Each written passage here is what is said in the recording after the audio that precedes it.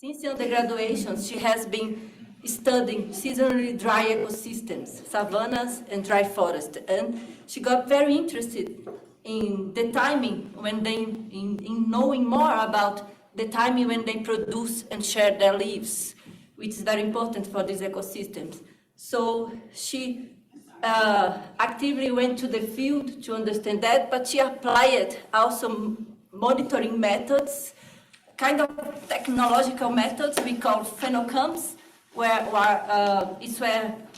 when we monitor the phenology with cameras, and then we got this information from the cameras. So she also went to the field and collect traits of the several species from these ecosystems.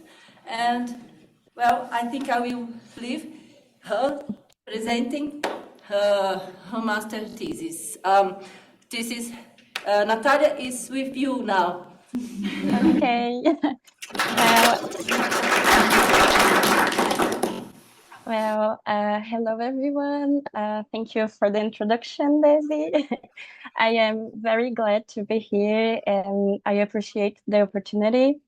Today, I will present part of my ongoing master's research called The Importance of Leaf Phenology in Plant Economic Strategies in Tropical Dry Ecosystems. Yes. To begin with, leaf phenology refers to the timing and duration of leaf display, including leaf flushing and senescence, and it reflects how a species respond to environmental conditions.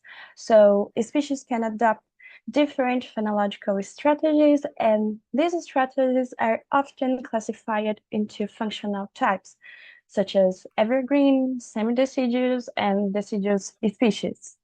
And this contributes to temporal niche differentiation because these differences in timing can reduce competition for light or other resources within communities, and at the same time support the coexistence of multiple species. And these patterns are particularly relevant in tropical dry ecosystems, where we have a pronounced dry season that imposes strong environmental constraints. And then as water availability declines, plants experience increasing in water stress, and many species lose their leaves to cope with these conditions. However, responses are not uniform, so species differ widely in how they regulate leaf display. For example, in how long they maintain their leaves. And this variation in phenology is closely linked to functional traits. Basically, functional traits are characteristics that reflect how plants acquire, use, and store resources, and are directly related to individual performances, include growth, survival, and reproduction. And the relationships between these traits are often described by the leaf and wood economic spectrum, which represent a continuum from acquisitive to conservative resource use patterns. So at one end of this spectrum, we have acquisitive species that are associated with fast resource use with a high nutrient content, like nitrogen and phosphorus, which supports higher photosynthetic capacity, and at the same time with short leaf lifespan and low structural investment in both leaf and wood. And at the other end, we see conservative species that invest more in resistant tissues with longer leaf lifespan and higher wood density. And the important thing here is leaf lifespan is itself a phenological trait. So it's linking phenology directly to these functional strategies. But because phenology integrates multiple functional dimensions, it may also reflect evolutionary constraints. And this can be evaluated using phylogenetic signal, which indicates whether closely related species tend to be more similar. And well, many commonly functional traits show a strong phylogenetic signal, suggesting that plant functioning is partially conserved over time. But the thing is, phenological traits may follow a similar pattern, but this remains unclear, especially in tropical dry ecosystems. And thinking about all of these and how to link phenological strategies with functional traits and their phylogenetic context in dry ecosystems, we used phenocamera data to quantify the phenology of 3 species across tropical dry ecosystems in Brazil, including sites in the Caatinga and Cerrado. And based on this, we focus on 3 main questions. So first, what are the main axes of phenological variation across the species in tropical dry ecosystems? Second, how do these phenological strategies relate to the functional strategies described in the literature, such as the acquisitive and conservative spectrum, and to their associated traits? And finally, what is the level of phylogenetic signal in these phenological traits, especially compared to more commonly studied functional traits? And to address these questions, we worked across 6 study sites in Brazil. And these sites are located in 2 major tropical dry ecosystems, the Caatinga and Cerrado. And together, these ecosystems represent the largest areas of dry forests in savannas in Americas, respectively. And we can see here that we have a variation in rainfall between the sites. In the Caatinga, sites are characterized by a semi-arid climates with low and highly seasonal rainfall, leading to strong water limitation.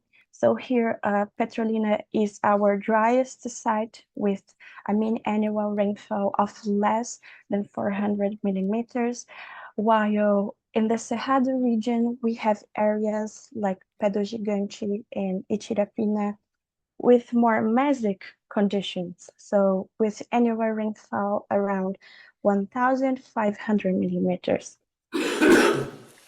And to monitor phenology, we used phenocameras installed on towers at each site, and which capture images every hour from 6 a.m. to 6 p.m. And in total, we monitored 233 individuals across 43 species. And from the images, we can select regions of interest corresponding to individual tree crowns, and then extracted color information from these regions to calculate vegetation indices, particularly the green chromatic coordinate, the GCC, which serves as a proxy for canopy greens. And just to note, this approach is quite flexible. We can also apply the same methodology using other types of cameras, such as camera traps. And by selecting these regions of interest, we can extract similar information and track vegetation dynamics over time. And well, using the GCC time series, we can identify key phenological events. So we can detect the start of the growing season, or SOS, which corresponds to the fifth flushing, and also the end of the growing season, EOS, which is leaf senescence. And from these 2 points, then calculate the length of the growing season, known as LOS. And in addition to timing, we quantified variability in phenology, because here we work it across multiple sites, and absolute SOS and EOS dates are not directly comparable. So instead, we focus on how phenology varies among individuals and across years. So first, we estimated interspecific synchrony, which describes how synchronized individuals of the same species are within a given year. So here, lower values indicate higher synchrony, while higher values reflect greater variation among individuals. And we also estimated individual plasticity, which captures how much phenological timing changes across years for the same individual. So again, high values indicate greater flexibility, while lower values indicate more consistent timing over time. And we also quantify how phenology is coupled with rainfall seasonality. So we calculate the SOS lag, which measures the number of days between leaf flushing and the onset of the rainy season. So here, negative values indicate flushing before the rains, which we call a pre-rain green up strategy, while positive values indicate flushing after their onset. And we did the same for the senescence. We calculate the EOS lag, which captures the time of leaf fall relative to the end of the rainy season. So positive values indicate that leaves are retained after this period. And alongside phenology, we also measure key functional traits. So leaf area, leaf mass area, leaf nitrogen and phosphorus content, and bud density. Focus only on the species within the phenocamera field of view. And now moving to the results. We first explored the main axis of phenological variation using APCA. And the first axis explains most of the variation, about 44%. And this axis is mainly related to senescence strategies and the length of the growing season. So it represents a gradient from species with delayed senescence and longer growing seasons to species with earlier senescence and higher variability, so high plasticity and less synchronous individuals at the end of the growing season. And an interesting thing here is that for this axis, we can see a separation between biomes. And we can clarify these patterns here.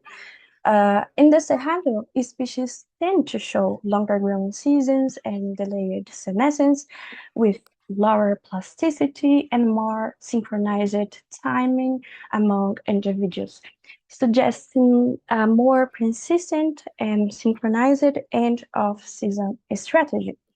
And these patterns may be related to access to stable water sources through deep roots and to the capacity of some species to restore non-structural carbon, which together can support prolonged canopy activity even during the dry season.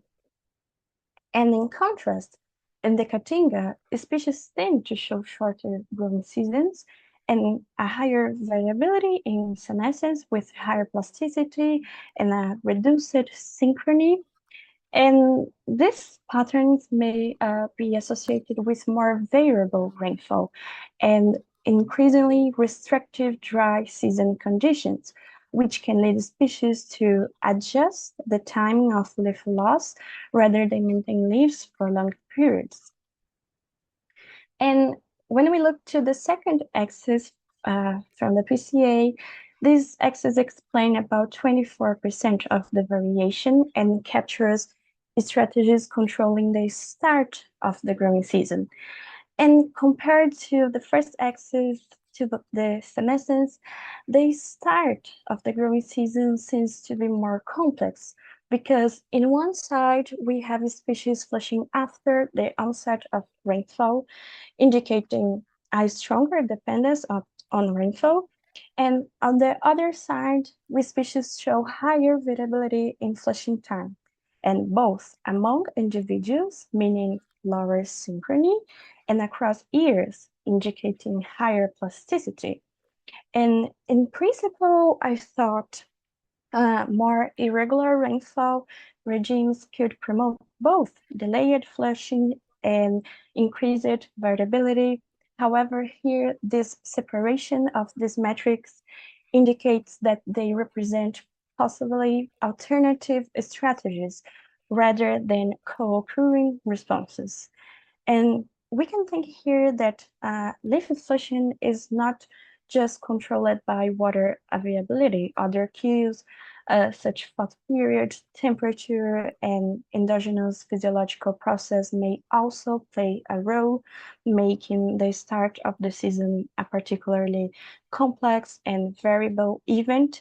And even when rainfall acts as a broad cue, spatial differences in soil properties and microenvironmental conditions can modify water availability, leading to diverse flushing response across the species and individuals. So rather than a single response, this axis reflects alternative strategies for initiating leaf production. And here we've also explored the main axis of functional trait variation. And here we see that the first axis reflects the acquisitive conservative spectrum, contrasting species with high nutrient content against those with higher structural investment, such as higher leaf area, leaf mass per area, and wood density. The second axis captures a trade-off between leaf area and leaf mass per area. And the third one is mainly driven by wood density, largely independent from leaf traits. And when we compare these two PCAs, we found a moderate but significant relationship between phenological and functional trait spaces. So this overall alignment is mainly driven by the first axis of both PCAs. So in fact, the first phenological axis show a significant association with the first functional trait axis. So this phenological axis is partially aligned with the acquisitive conservative spectrum. And this means that resource use strategies are expressed not only in traits, but also in the timing of leaf dynamics. And when we look at these relationships using regression analysis, we see that they are mainly driven by LOS and EOS. And these are the same components that structure the first phenological axis. So here we see leaf area is positively associated with longer growing seasons and delayed senescence. And in contrast, higher nitrogen and phosphorus concentrations are associated with shorter growing seasons and early senescence. So these results are consistent with the leaf economic spectrum and reinforce that the main phenological axis reflects differences in leaf persistence. And finally, we assessed phylogenetic signal across traits and phenology.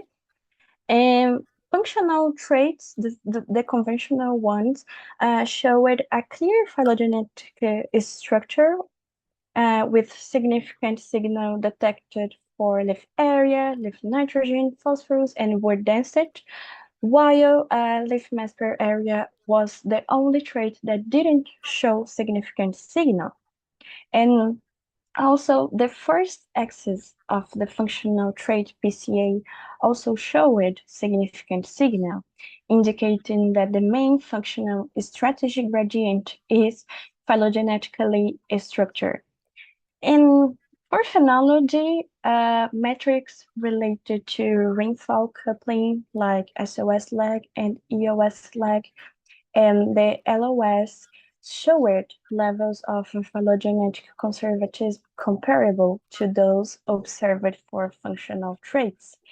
And in contrast, synchrony and plasticity metrics showed weak or no signal.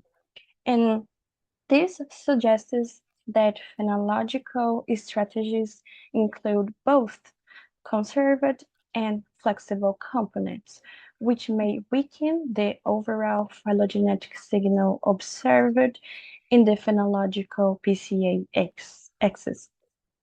And another interesting thing here is when we compare our phylogenetic signal here for both phenology and traits with what has been reported in previous studies, often in wetter systems, we find that our values are comparable as and sometimes even higher. And this relatively strong signal may be linked to environmental filtering in tropical dry ecosystems, where water limitation likely favors the persistence of particular functional strategies within lineages. And well, to conclude some key points. So first of all, we saw that leafy phenology is structured by at least two partially independent dimensions. So one, persistence and senescence timing, and two, rainfall coupling and plasticity synchrony at the start of the growing season. Second, phenological strategies are linked to functional traits, with LOS and senescence patterns align partially with the acquisitive conservative spectrum. And three, phenological strategies combine conserved and flexible components with rainfall-related metrics and LOS showing phylogenetic signal, while synchrony and plasticity remain more variable. And I think that's it. So thank you very much for your attention.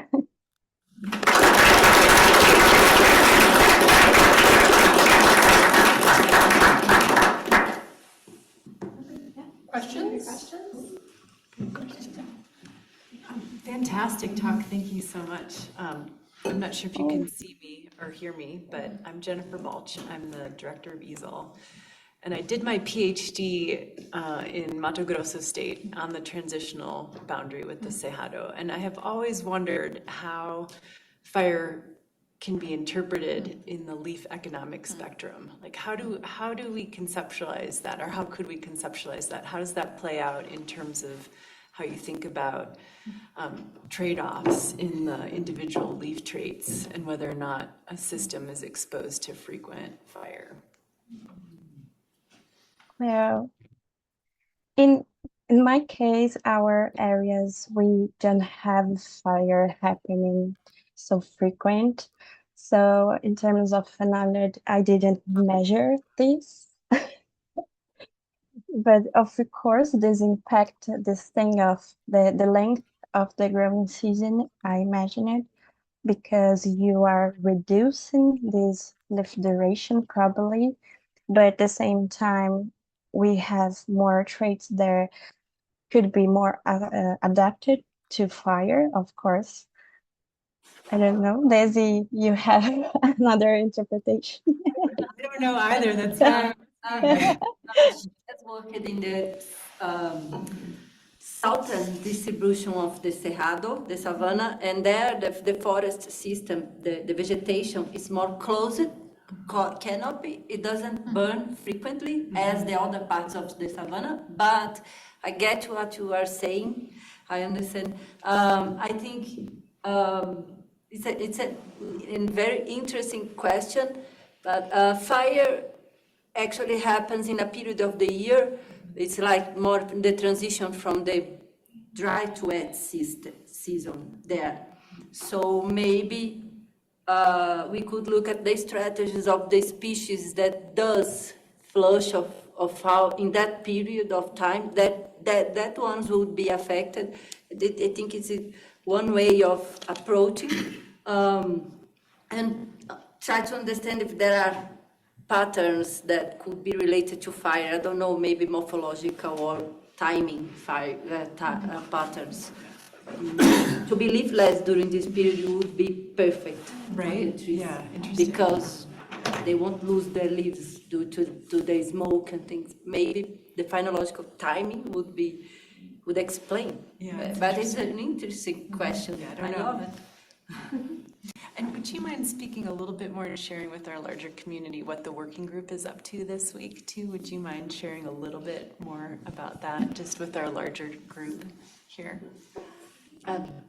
What the working group is up to. So, we are part of the VEDE working group. Our group is trying to understand more the dynamics of phenological dynamics of dry forests, which spans a large gradient of environmental gradient. Dry forests, of course, since the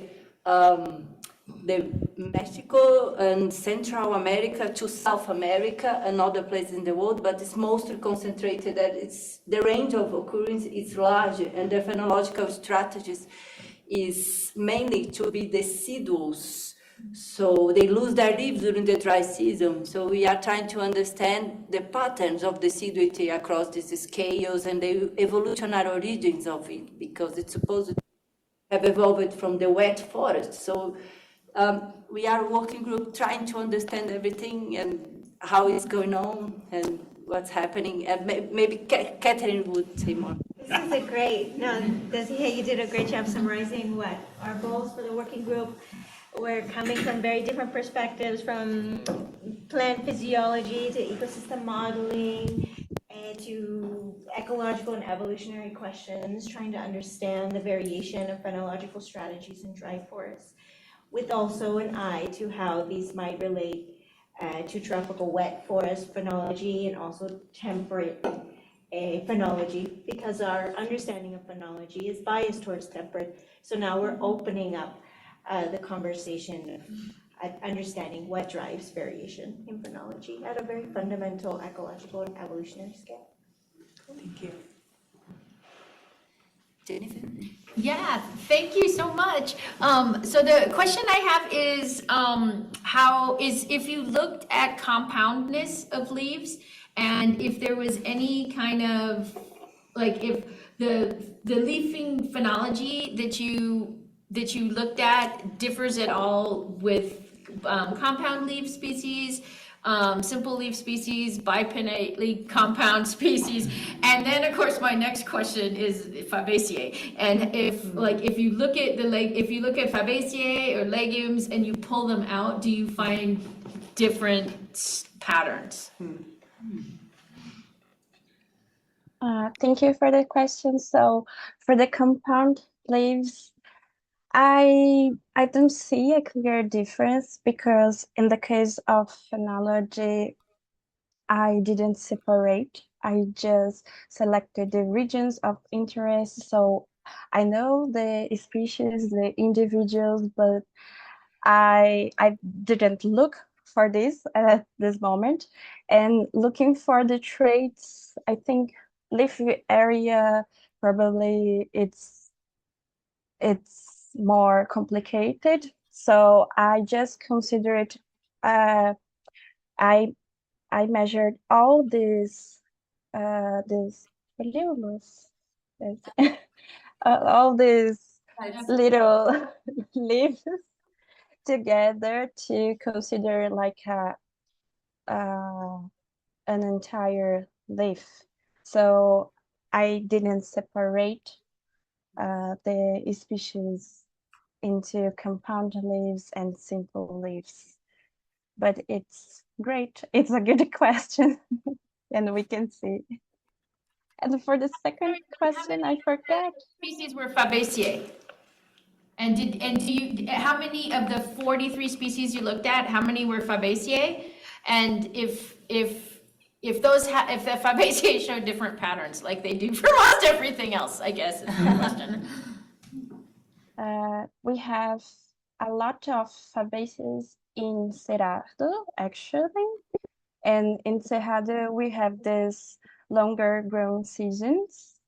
But we don't have a lot in Caatinga. We have some off, but we we just have this lower growing season.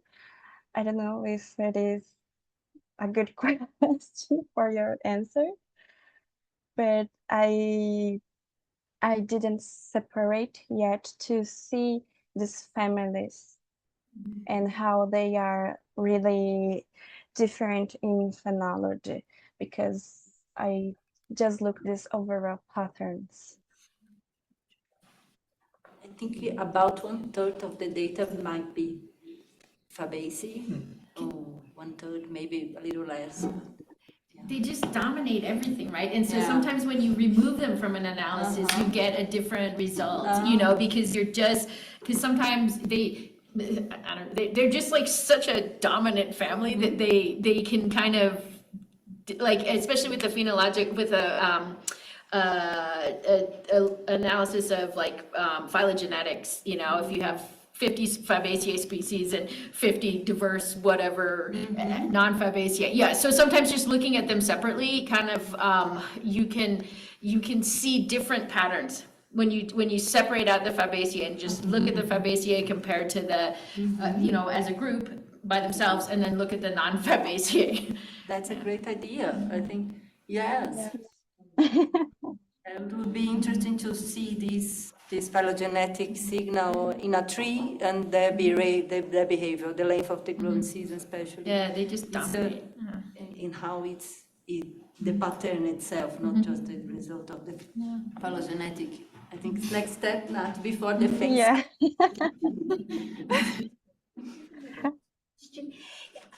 Great. Really enjoyed learning about your system. Can you talk more about synchrony? Why do you think some species are more synchronous with the start of the rains than others? Just very broadly, like what do you think is going on there? Yes, I confess that I was expecting other patterns for the results.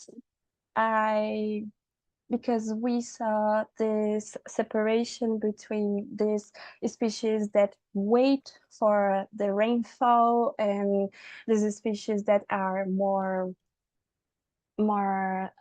less synchronic and more plasticity.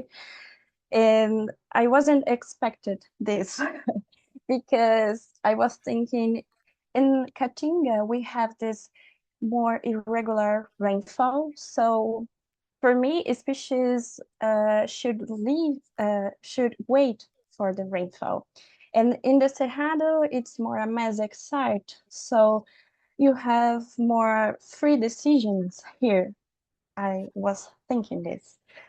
And and but at the same time, leaf flushing is not just about follow rainfall alone. So we have another triggers, another cues. So photoperiod, temperature, and even the rainfall can be different. So we have soil properties differences, and at the same time this micro environment, and this can influence this this water availability, and this can trigger another responses in plants.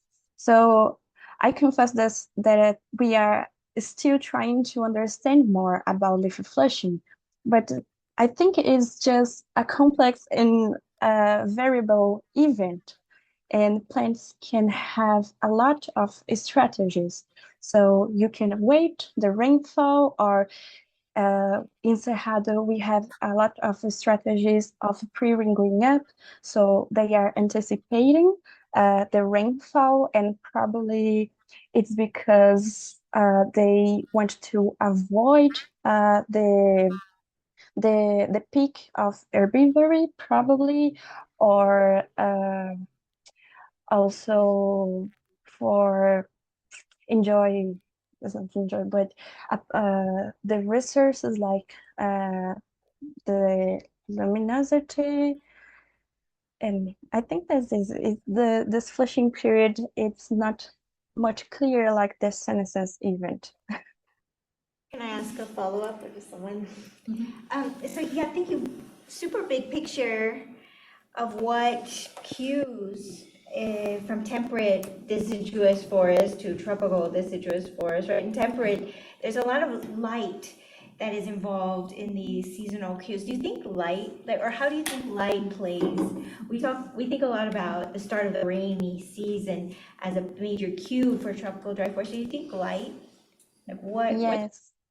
I think in the Caatinga, rainfall is the main trigger because it's more arid, so plants are avoiding a bigger water stress, so they are really waiting for the rainfall. But in the Cerrado, the things are a little bit different because we have the seasonality, but at the same time we have more water. So we have a mix of these behaviors in the Cerrado, because in Caatinga, most of the species are deciduous, and in Cerrado, no, we have really a mix. So we have evergreens and deciduous species. And I think photoperiod is a big cue in Cerrado too, not just the rainfall alone, because I think they can anticipate the periods of herbivory or enjoy this more luminous period following the photo period. So I think we looking for biomes is super different. Thanks so much. Well, thank you for the question.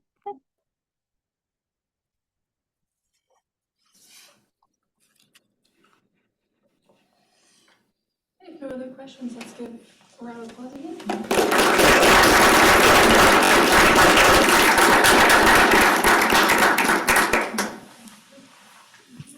Thank you so much, Nattália. Thank you, Nattália. Thank you for the opportunity. Bye And just bye. like such a big intro to everything we've been talking about, so it's just great. Very good. Once you